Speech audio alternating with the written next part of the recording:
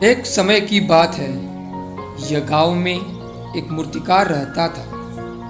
मूर्तिकला के प्रति अत्यधिक प्रेम के कारण उसने अपना संपूर्ण जीवन मूर्तिकला को समर्पित कर दिया। परिणामतः वह इतना पारंगत हो गया था कि उनकी बनाई हर मूर्ति जीवन प्रतीत होती थी। उसकी बनाई मूर्तियों को देखने वाला उसकी कला की बुरी बुरी प्रशंसा करता था।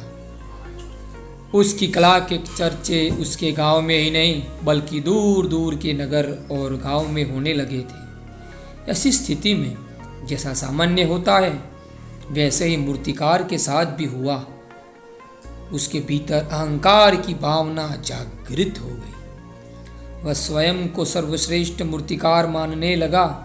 उम्र बढ़ने के साथ जब उसका अंत समय निकट आने लगा तो वह मृत्यु से बचने की युक्ति सोचने लगा। वह किसी भी तरह स्वयं को यमदूत की दृष्टि से बचाना चाहता था ताकि वह उसके प्राण न हर सके। अतः उसके एक युक्ति सूझ ही गई। उसने अपनी बेमिसाल मूर्तिकला का प्रदर्शन करने हेतु 10 मूर्तियों का निर्माण किया। वे सभी मूर्तियां दिखने में हूबहू उसके समान थी। निर्मित होने के पश्चात सभी मूर्तियां इतनी जीवन प्रतीत होने लगी कि मूर्तियों और मूर्तिकार के बीच अंतर ही न रहा। मूर्तिकार उन मूर्तियों के मध्य जाकर बैठ गया।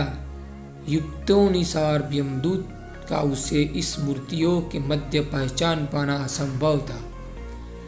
उसकी युक्ति कारगर सिद्ध हुई। जब यमदूत उसके प्राण हरने आया तो एक समान मूर्तियों को देख चकित रह गया। वह उन मूर्तियों में अंतर कर पाने में असमर्थ था, किंतु उसे ज्ञात था कि इन्हीं मूर्तियों के मध्य मूर्तिकार छिपा बैठा है। मूर्तिकार के प्राण हरने के लिए उनकी पहचान आवश्यक थी। उसके प्राण न हरने पाने का अर्थ था प्रकृति के नियम के विरुद्ध जाना। प्रकृति के नियम के अनुसार मूर्तिकार का अंत समय आ चुका था।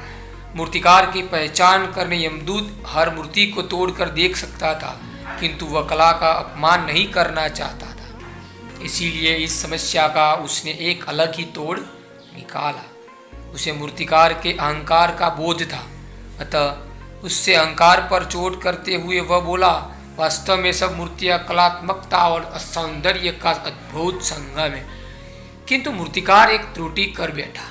यदि वो मेरे सम्मुख होता तो मैं उसे उस त्रुटि से अवगत कर पाता। अपनी मूर्ति में त्रुटि की बात सुन अहंकारी मूर्तिकार का अहंकार जाग गया। उससे रहा नहीं गया और झट से अपने स्थान से उठ बैठा और यमदूत से बोला, त्रुटि असंभव। मेरी बनाई मूर्तियां सर्वदा त्रुटिहीन होती है। यमदूत की युक्ति काम कर चुकी थी। उसने मूर्तिकार को पकड़ लिया और बोला, बेजान मूर्तियां बोला नहीं करती और तुम बोल पड़े। यही तुम्हारी त्रुटि है कि अपने अहंकार पर तुम्हारा कोई बस नहीं।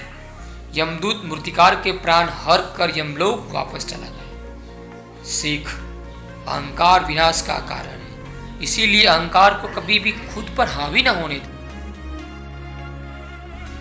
ये वीडियो अच्छा लगे तो चैनल सब्सक्राइब जरूर करें, लाइक करें, शेयर करें। धन्यवाद।